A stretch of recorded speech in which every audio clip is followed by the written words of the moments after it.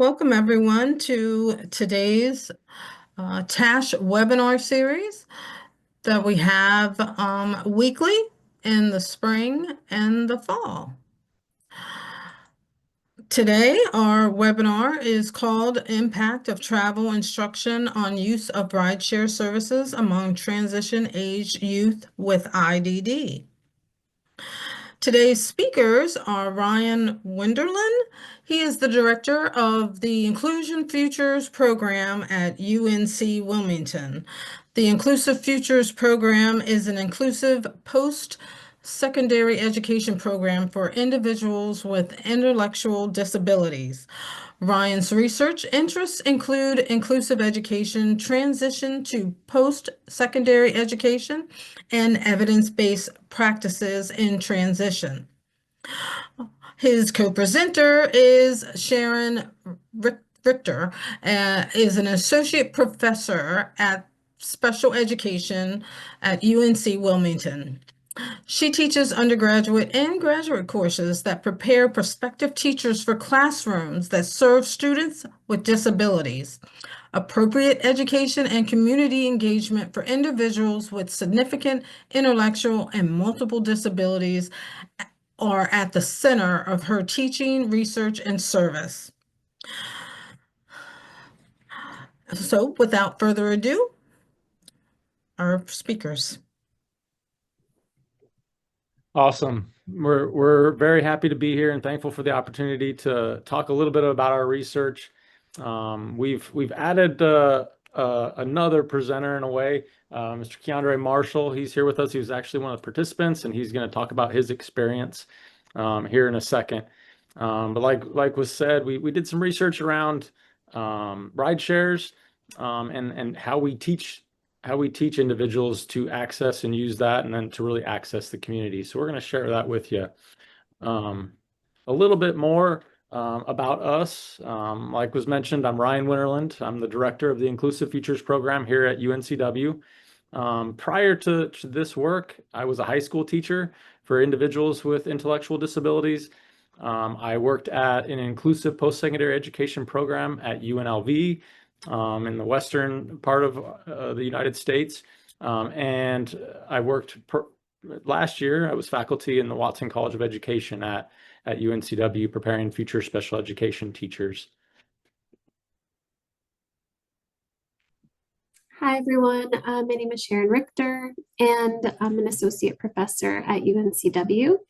And I was also a high school teacher of students with intellectual and multiple disabilities.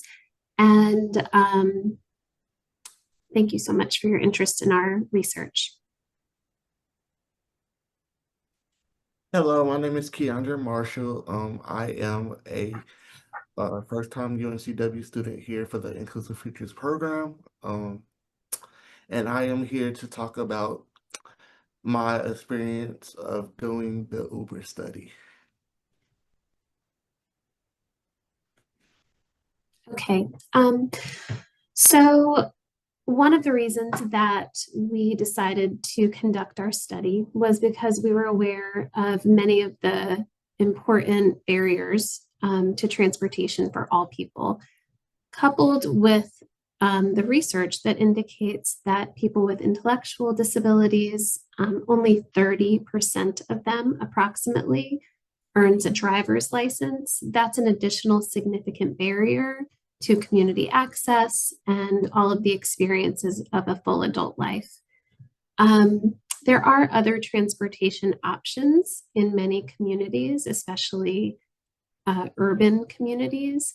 However, we are aware of many challenges, such as wait time, meaning waiting for the bus, limited availability, meaning it doesn't go exactly where you want it to go, navigation challenges, meaning bus routes are challenging to understand, and multiple legs or different routes might need to be taken to arrive at your preferred destination. And then additionally, pedestrian safety issues pose an additional challenge, meaning getting to the bus stops and then getting from the bus stop to your ultimate destination. And all of these challenges result in limited opportunities for a full and inclusive adult life among people with disabilities, including people with intellectual disabilities and multiple disabilities. So that was at the center of our research. In terms of research that has been conducted that's related to the purpose of this study, transportation and navigation research has been conducted in the US for over 40 years. The first study was conducted by Page, Awada, and Neff, and that study was a simulated pedestrian study, and it showed real promise for people with intellectual disabilities to independently move in their community.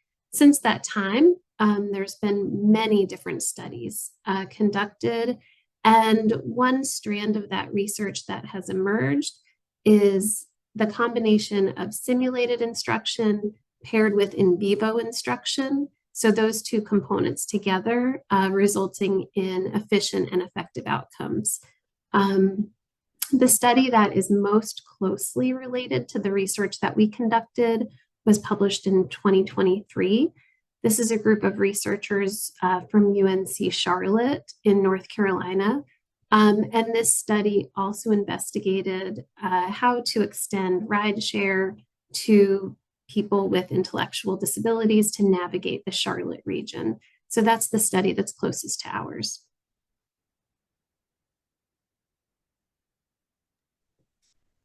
I will also say there's one other study that's going to be similar that will come out soon by the same a couple of the same authors of that one study. So what's really exciting is that there's more research in this area that's coming out.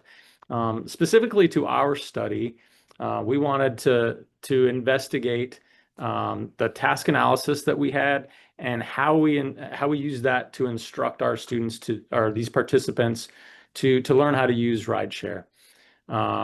We did this through multiple baseline across participants. That was our design, and we'll walk through that here now. So the basic research approval process, we started with that here at UNCW, and we got approval through IRB. We then recruited students. We have a wonderful partnership with the local school district in the area that has a transition program, and they're actually on campus, and we were able to recruit students from that to participate. We worked with them to seek, obviously, their consent, and we worked through a number of different phases. A pre-baseline phase where we asked some questions, and we'll actually show you that. And really, we started that social validity process of why it's important, or why they think this is important to learn this skill. We went through a baseline phase. The next phase we went into was that errorless learning phase of a simulated ride, simulated instruction that Sharin talked about a second ago. We'll go more into depth a little bit later. We'll talk about how we configured the app and set up the different process for this study. And then we had an intervention phase where we used least to most prompting, and we finished this with a maintenance phase. Now, within our study, we had 3 participants. We identified 3 individuals, 2 males, 1 female, 1 Caucasian, 2 African Americans, all with a moderate intellectual disability. Each of the participants, part of our screening process, each of them hadn't had any instruction or any experience in using Uber or Lyft or a form of rideshare. All had experience in some form of public transportation and had expressed issues and concerns. They weren't satisfied with wait times and routes and some of the things that come along with some public transportation. All of them, again, going back to our criteria, owned their own cell phone, and so in our process, they used this to learn how to use Uber, and it was set up on their own cell phone. This took place in the southeastern United States. That simulated instruction took place on our campus, our university campus, with the rest of the instruction taking place within the community. And we're going to talk about how we set that up here in just a second. So specifically with the method and how we measured this is we had this task analysis that I mentioned a minute ago. We had 24 total steps within this task analysis, and that in our development of this, we actually changed a couple of things. We initially were going through the number of completed steps, and we changed to the percentage, the total percentage, just something that we found when we were working through this that was a better representation of what we wanted to find. There was a few things within the steps that didn't line up, and so we changed that to the percentage of total steps, and that's our dependent variable. The percentage of correct steps in this task analysis. We also looked at the social validity perceived by future special educators. We also included within our design opportunities for inter-observer agreement and procedural reliability, so that we were implementing this research with fidelity. I mentioned a second ago that pre-baseline phase and the short questionnaire or assessment that we gave to each one of the participants. This started some basic questions around where they wanted, what are their favorite places, how do they usually get to those places, you have a cell phone, have you ever used Uber and Lyft, if you could go to 3 places, where are those places? We expounded upon a couple of those questions with questions revolving around why it was important for them to learn this, why they thought it was important to learn this. And we'll talk about that as well, because we found that correlated and really validated this research that we're doing and that a couple have done previously. Okay. So our errorless learning intervention, this was right after baseline for each of our participants. And I had an undergraduate student who was working with me on this. And so her knowledge of technology was way better than mine. And so she was really helpful in designing this presentation. So the way that this worked was this errorless learning phase was delivered one-on-one. So as students moved into intervention, so that was individualized. And we created it on Google Slides. And basically what it was a presentation that could appear on someone's cell phone. They could access it via Google Slides. And the presentation included screen captured images of the app. And so we put those screen captured images into Google Slides. We embedded some buttons so that, like, if you clicked on something within that picture, it would actually move you forward to the next slide. And so our big goal here was that we could create something that really felt a lot like the app without actually calling a driver, because we weren't ready for that yet, because we hadn't done any training. So each participant performed this simulated ordering of Uber on their personal cell phone. We thought that was important. We wanted them to use their own cell phones because we felt like that was just implementing the materials that would ultimately be, part of their using of this transportation option later. So that was the calling of the Uber. The next step was actually a simulated ride, where I actually drove my car as the Uber driver, picked the student up in front of our College of Education, and then we went through all of the other steps that were in our dependent variable. I don't think I can forward, Ryan. Thank you. So after that errorless learning phase, we prepared the participant's cell phone, meaning just downloaded the app. This ended up being perfectly fine, but there was some logistical things to think through at this, in this early phase. The way that we did this was we created an email account, a Gmail account for each participant that was needed in order to have an account in Uber. So we created the account on the student's home screen, on their phones. We created a travel folder in order to make it easier to find. And then what we did was we entered the 3 preferred locations that were identified on that pre-baseline phase sheet that Ryan just talked about.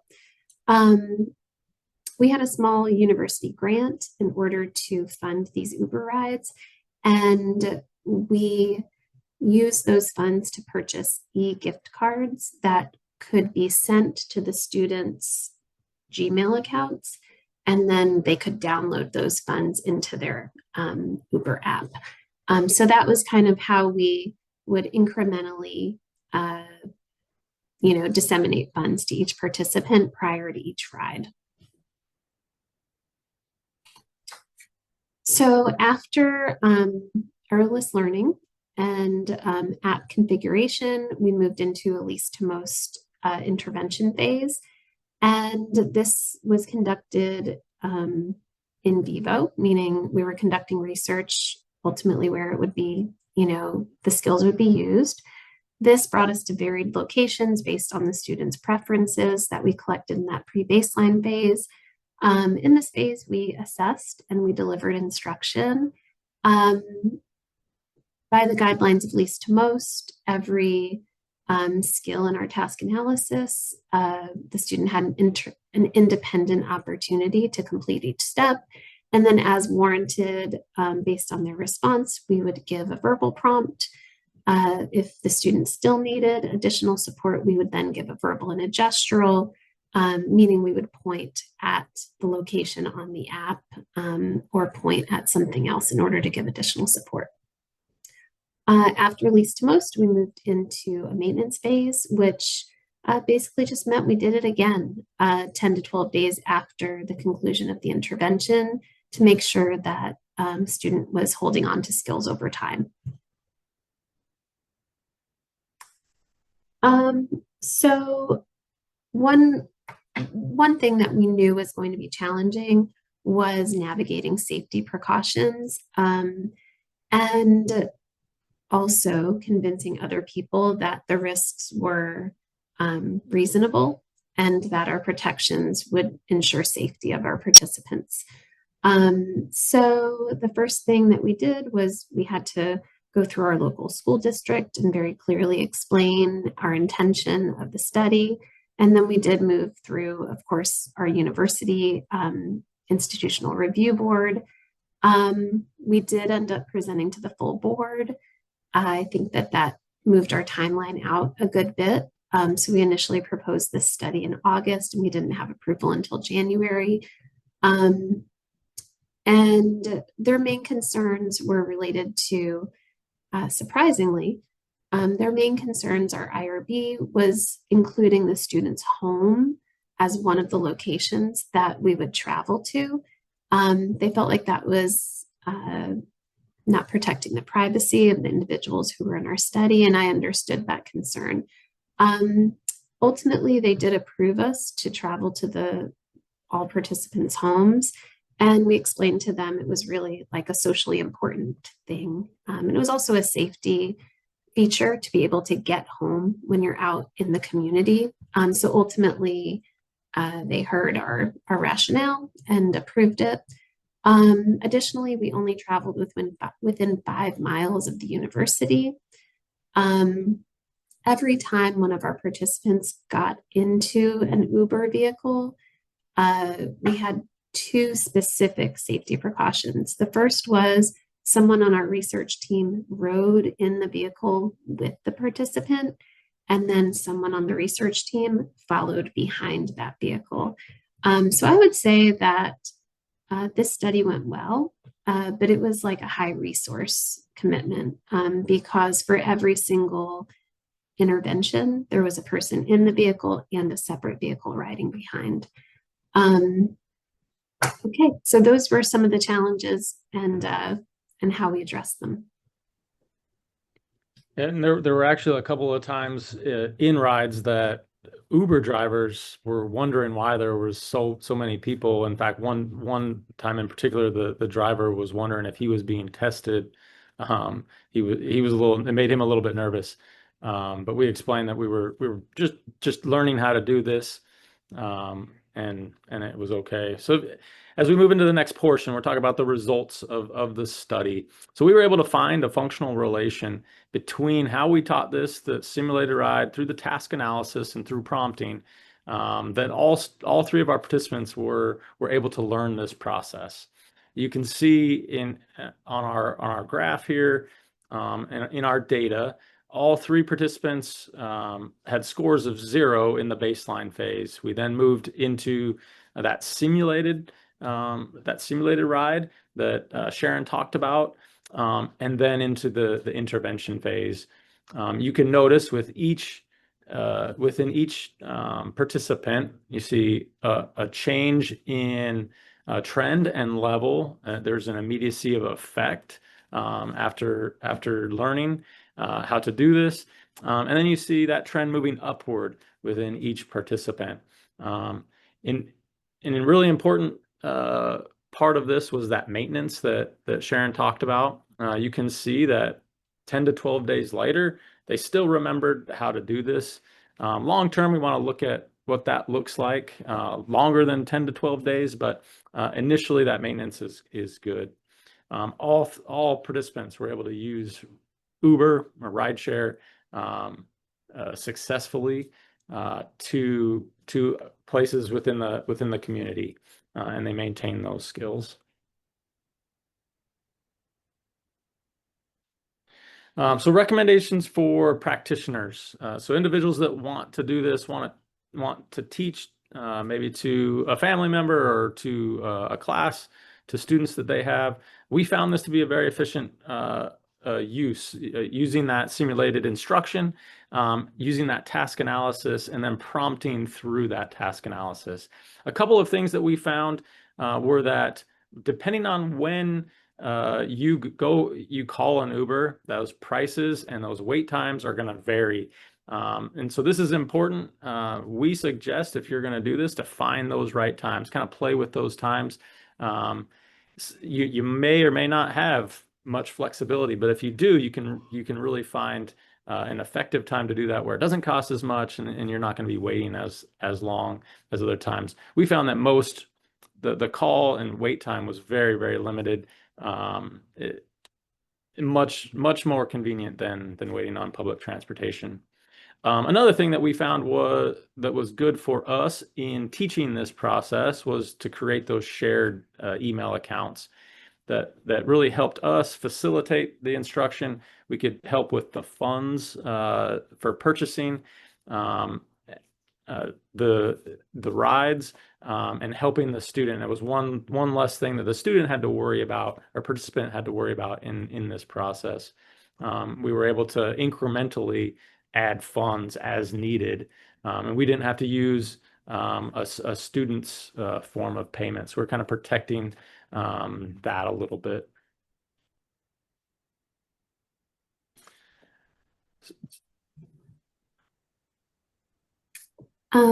Okay, so I'm going to talk about what future researchers could do if they're interested in conducting rideshare research.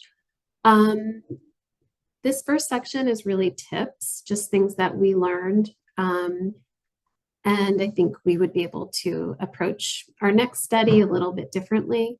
The first tip is that we should have enabled our geolocation on the app so that the car and the rider could meet up more efficiently. There were a few times that we were kind of walking down city blocks or walking in parking lots, trying to make, the exact location connection to the driver, between the driver and us as the riders. So I would do that.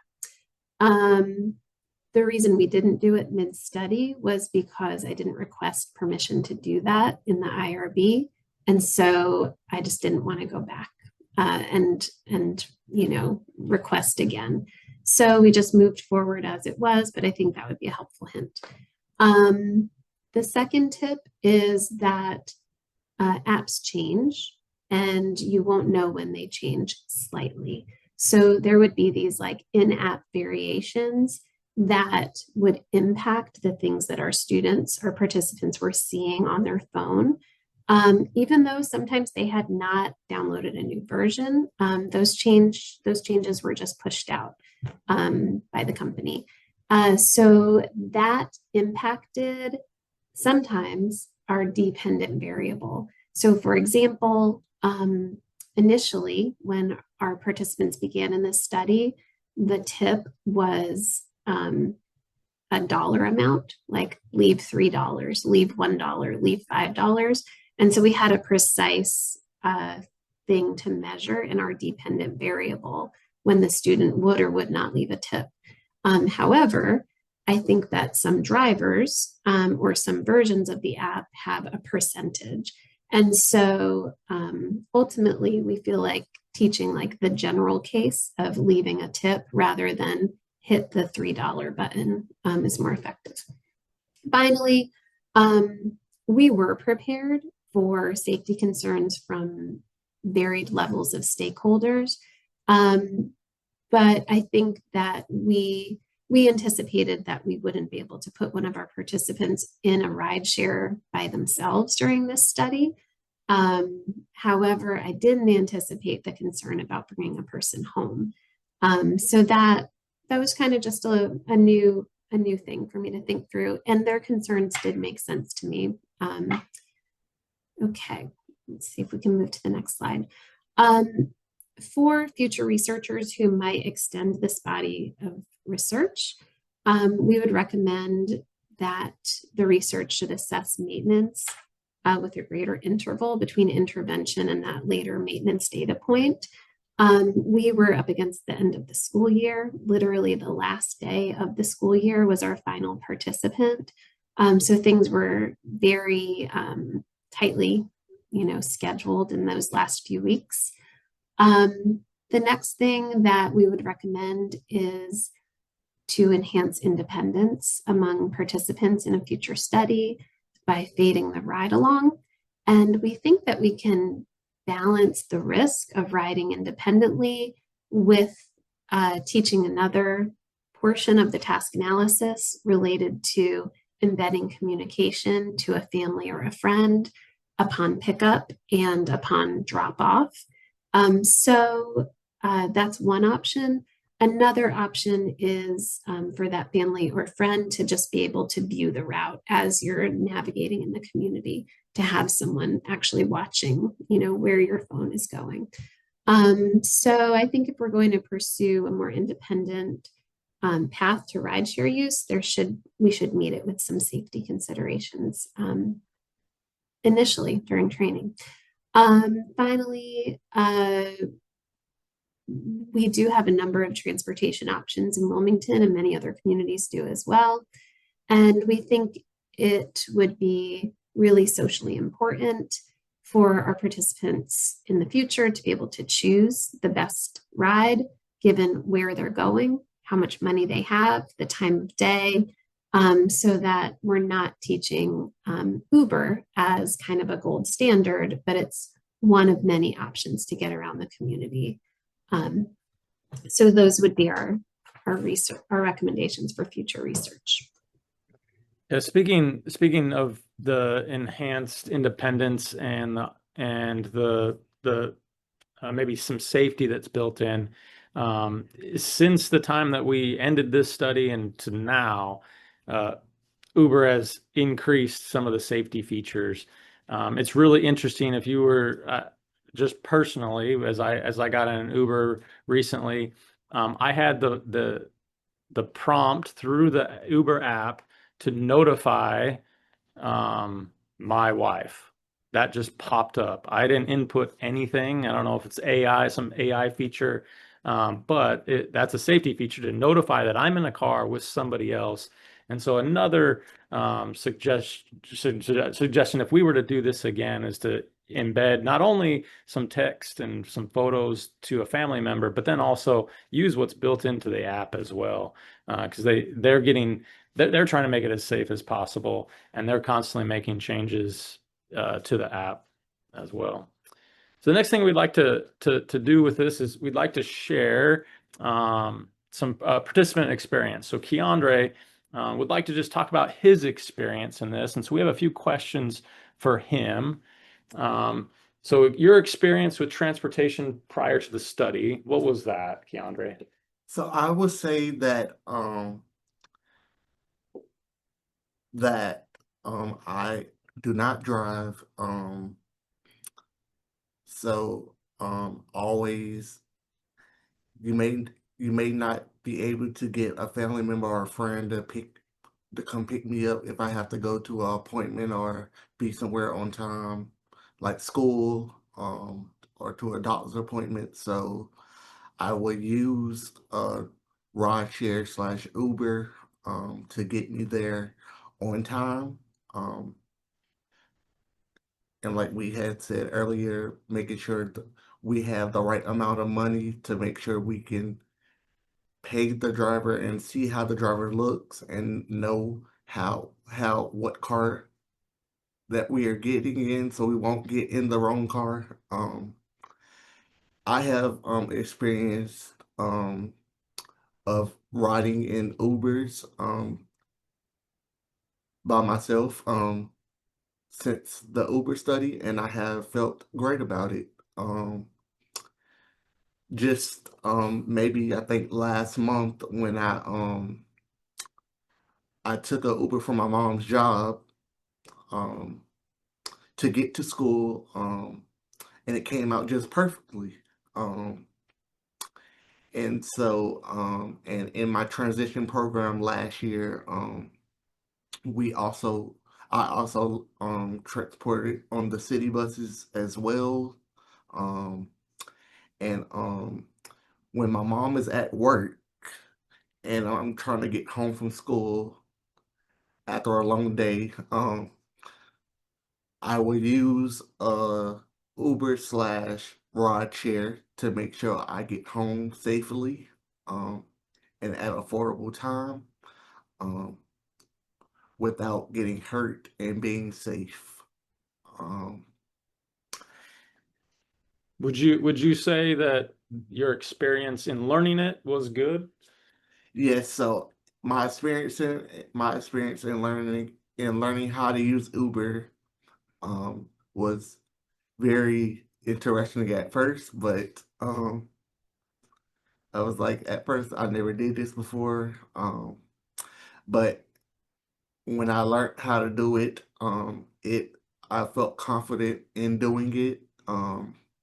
And I still do it now to this day. Awesome. Well, thank you. Do you have anything else? Um, whenever if you can't if you don't have a ride to get to a activity like a school activity that you're really wanting to go to, um, and nobody can't come get you or get me, I would access rideshare slash Uber to get me there in perfect timing and in fashion, but most of all safely. Awesome. Well, thank you very much, Keandre.